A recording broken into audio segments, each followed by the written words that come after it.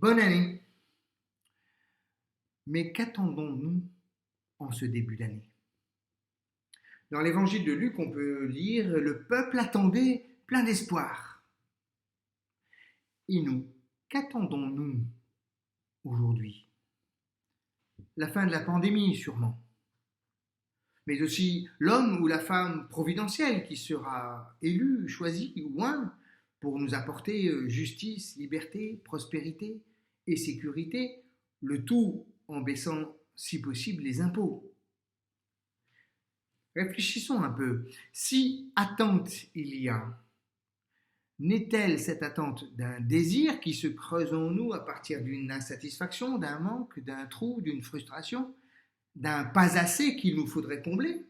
Ou au contraire, n'est-elle d'un trop-plein, d'un excès, d'un sentiment de saturation, d'étouffement, voire de paralysie, un ras-le-bol? Bien entendu, chacun répondra en fonction de son vécu, de son expérience, mais je propose de résumer le sentiment général qu'on peut sentir ici ou là par un immense et retentissant « il y en a marre ». Il y en a marre. Vous savez, ce cri du fond de notre être qui vient dire un divorce avec la réalité et le monde tel qu'il est. Il y en a marre. Ce divorce d'avec sa propre vie prend de multiples formes. Ce sera pour certains la nostalgie. Avant, c'était mieux. Pour d'autres, ce sera l'idéalisme. Imaginons un monde meilleur. Certains se réfugient dans un arrière-monde fantasmé, et c'est pourquoi d'ailleurs complotistes et fanatiques religieux sont souvent si proches l'un de l'autre.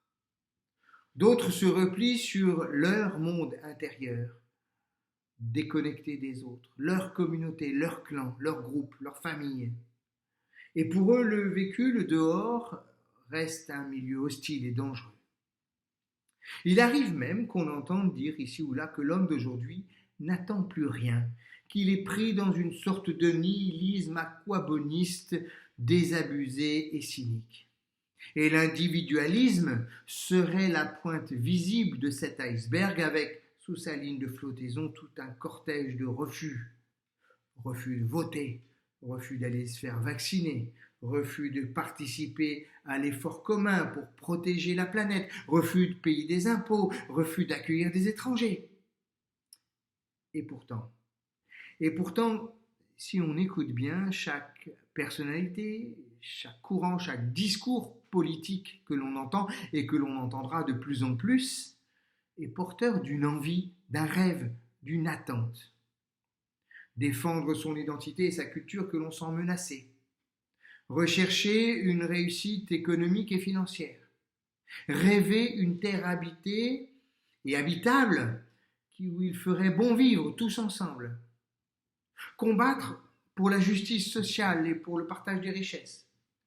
Conquérir une égalité entre tous les hommes et toutes les femmes dans un monde sans discrimination, etc., etc.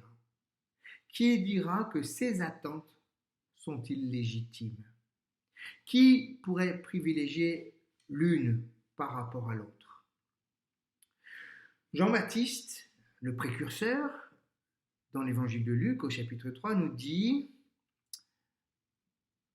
moi je vous baptise dans l'eau, mais celui qui vient est plus fort que moi, et je ne suis pas digne de délier la lanière de ses sandales. Lui, il vous baptisera dans l'Esprit Saint et dans le feu. Quelqu'un vient donc, qui peut changer la donne, qui peut changer le monde. Alors, pendant toute cette année qui s'ouvre, gardez dans un coin de votre cœur la toute dernière phrase de la Bible. Celui qui garantit la vérité de tout cela déclare: oui, je viens bientôt. Amen. Viens Seigneur Jésus. Que la grâce du Seigneur Jésus soit avec vous tous en cette année 2022. Bonne année.